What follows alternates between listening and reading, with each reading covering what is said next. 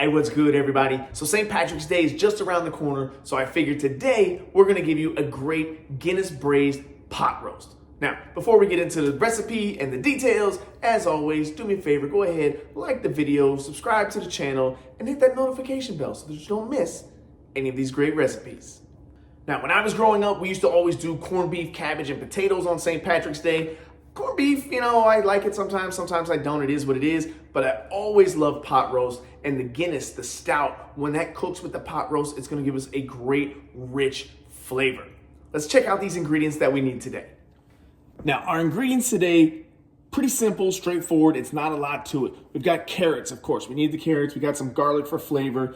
I'm using pearl onions just because I like them. I like that whole onion in there. You don't have to use pearl onions. You could use whatever onion you like. We got some bay leaves. This is my all-purpose seasoning here. It's dropping soon. Be on the lookout for that. We've got flour. This is optional. If you got gluten, you don't need to use the flour. I just do it to get a little bit more color and crust on that steak. We've got some Better Than Bouillon beef base here. Obviously, our 2-pound chuck roast, some tomato paste, and of course, our Guinness. Now, one of the reasons I love this recipe is because you can do it several different ways. I like to do it in a crock pot, and depending on how my day goes, I might set it on a low setting and cook it all day long, nice, low, slow, tender. Or if I'm kind of pressed for time, I can crank that up to high and kind of cut that time in half. And if you don't have a crock pot, you can do this in the oven as well. So I'll drop all those ways that you can do that down in the description below. Personally, today, I'll be using the crock pot on the high setting. I'm gonna start by seasoning this 2-pound chuck roast with my all-purpose blend. This is coming soon, but obviously you don't have that. But again, salt, pepper, garlic powder, onion powder is a good start. I've got some thyme in here as well as some other spices. But again, use whatever you like. We're gonna pat that in, get it nice and coated, flip that over. We'll get rid of this little plastic thing here. We don't need that. Toss that out. But again, we'll season the other side as well. We wanna make sure we get this coated up really nice and good. Make sure we get that patted all in and covered. We don't want to lose any of this, right? Make sure we get all of the sides. Now, the next step that we're going to do here, you don't have to do this, but if we put some flour down here, this is going to give us a nice little crust. Plus, when it's cooking in the crock pot or the oven, however you want to cook it, it's going to help to thicken our sauce as well. So we just want a really, really light coating. We don't want it to be thick, just enough to kind of cover all of our meat. Once that's all nice and covered and coated, set that to the side. And now we're going to get into our carrots. Obviously, I'm going to remove these greens. I don't need any of those. If you want to leave some of the ends on for color, you certainly are welcome to. I just don't like them, so I cut them all off. Once I got those done, I'm going to remove the ends of the carrots because these are super small and thin. They're going to overcook and just turn into mush anyway, so I get rid of those. Once I've gotten rid of all of those ends, then I'm going to go ahead and slice these up into about as equal parts or equal size pieces that I can. Obviously, at the thinner end, they'll be a little bit longer, and as we get closer to the thicker end at the top, I'll kind of cut those down a little bit smaller. The goal here is just to try and get everything to cook at the same time so that we don't have overcooked carrots, perfectly cooked carrots, and undercooked carrots. So just slice those up, again, about an inch or so for the thinner ends, maybe a little bit longer, 1.5 inches, 2 inches, whatever works for you and makes you happy. Next, we're gonna need a saute pan. I'm gonna add some avocado oil here. You can use olive oil, canola, again, whatever you like. I use the avocado because it does have that high smoke point that we've talked about before. Once that pan gets nice and hot and your oil is shimmery, we're going to go ahead and add in our chuck roast. Once that's in the pan, we're going to push this down. We want to make sure we get good surface contact. This is how we're going to get really great color and how we're going to get that nice crust that we want on the outside here. So we'll let this go for about 3 minutes. Then we'll flip it over and get that other side. After our 3 minutes or so, we'll go ahead, grab some tongs. We'll give this thing a good flip. You can see that it's ready because it releases with no issue. We've got perfect color, nice little crust on the outer edge there.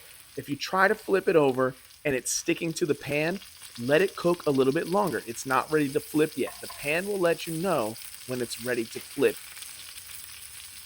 Once we've got our crust on the second side, we'll go ahead and remove our chuck roast. Just place this on a pan. It's not ready to go into the oven or crock pot or anything yet. We're going to set that to the side. And then we're going to add in our pearl onions here. Now, if you're using chopped onions, that's fine too. Just going to give this a quick little saute in the pan. Again, just looking for a little bit of color on the onions.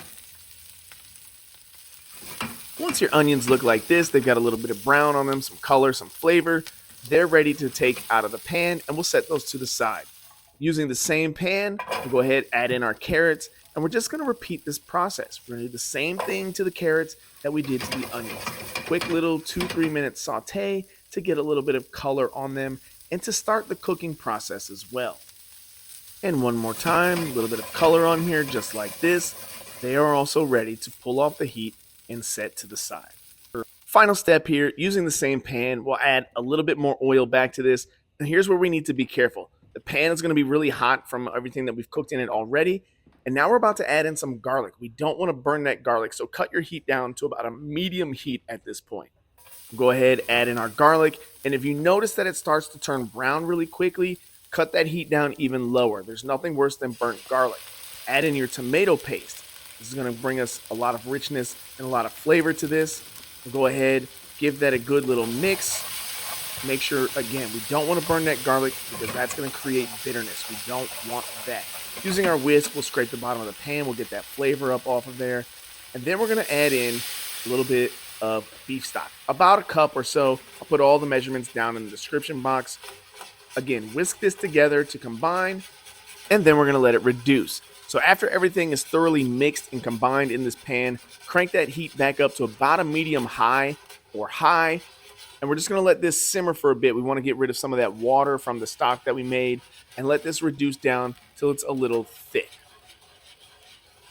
After about 3 to 4 minutes, your sauce should look something like this. It's going to be a lot thicker than it was before. And we don't want it to be super thick, but we don't want it to be runny. So reduce it down, like I said, about 3 to 4 minutes till it looks something like this. And now it's time to build our dish in our crock pot. So my crock pot is on the high setting. We've got our onions down there in the bottom to make a little bed. Then we're going to put that chuck roast right on top. Once our chuck roast is in, go ahead, add in your carrots. I didn't talk about this earlier. I'll talk about this in a minute. I'm adding potatoes to this. Again, I'll explain. You don't have to put the potatoes in here. We want to make sure we get all those juices that were on the plate that our meat was resting on. We don't want to lose that. That's a lot of great flavor there as well. Now that we've got everything in our pot, it's time for our liquid. So go ahead, we'll add in our sauce. Get everything nice and coated. Make sure you use a spatula or whatever to get all the rest of that out of the pan there. We don't want to waste that. And then we're going to add in our Guinness.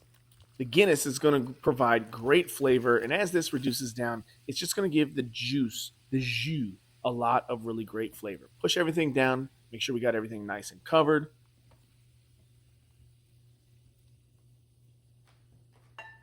We'll go ahead, add in 2 bay leaves for good measure. After the bay leaves, I'm going to go ahead and hit this with a little bit more of my all-purpose seasoning. And we just want to give this a little bit of flavor. Add the lid back on and let it cook. Pot roast is in the crock pot. We're going to check on that in 3 hours. Now, I didn't tell you about potatoes in the ingredients. I'm only using potatoes because the wife actually asked for them to be in there tonight. Normally, I would serve this with either braised cabbage or those garlic roasted mashed potatoes that I dropped a few weeks ago. So I'll put both of those recipe links, videos down in the description box as well, so that you can check those out if you want to do that. But yeah, I use maybe a pound of potatoes that I just put in there to serve with this evening. So it's been about 3.5 hours. Pot roast is done. We're going to go ahead, remove the meat, set this on a plate. We'll go ahead and shred that up in just a minute. So we'll set that off to the side. And now, because I like to serve this dish family style, I'm going to serve this in a large bowl. I'm going to use a slotted spoon. We're going to scoop out all of the potatoes, the onions, and the carrots. Now, if you didn't put potatoes in this part, that's okay. Doesn't matter. You don't need to. Again, if you're going to serve that over something else. But in this case, because I used the potatoes tonight, we're going to go ahead and we're just going to scoop all that out, reserving the liquid to make our gravy. Now that we've got all of our vegetables out, using the ladle into a separate pan, we're going to start to put some of our juice in here to make our gravy. Now don't use all of this because we are going to use a little bit of this to pour on our meat once we shred that up because we don't want it to dry out. We want to keep it nice and moist. So a few ladles into our pot, and then we're going to get this onto the stove. Once we've got those juices on our stovetop, we're going to put that on a high heat. We're going to add in a slurry. That's a mixture of cornstarch and water, about a tablespoon of cornstarch and some water just to get it all combined. Bring this up to a boil and cook it for about 2 to 3 minutes. It's going to get nice and thick. Then make sure you check for seasoning. While our sauce is reducing, we'll go ahead and shred up our pot roast. Just take 2 forks here, and this is how tender it is. It's just going to fall right apart. We'll get some nice little strands here, and we're just going to break this down till we're ready to serve it up. Because chuck roast is not a fatty cut of meat, it will dry out, so I keep some of the juice on the side just to ladle that on there as I'm shredding this up. After I've used the forks, I'll get in there with my hands.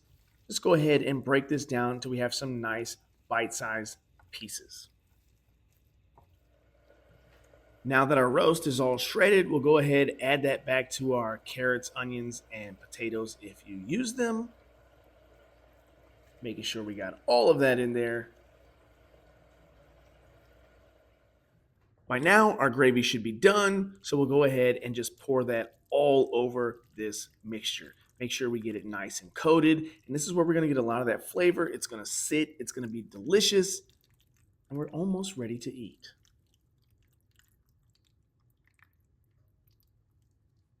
We've added our gravy, we're just about done, but this isn't a visually appealing dish. You need some color. I use scallions today. You could certainly use parsley or chive or whatever greenery that you might like to brighten up this dish. Remember, we're gonna eat with our eyes first, so you wanna make it as visually appealing as possible, and a little color goes a long way.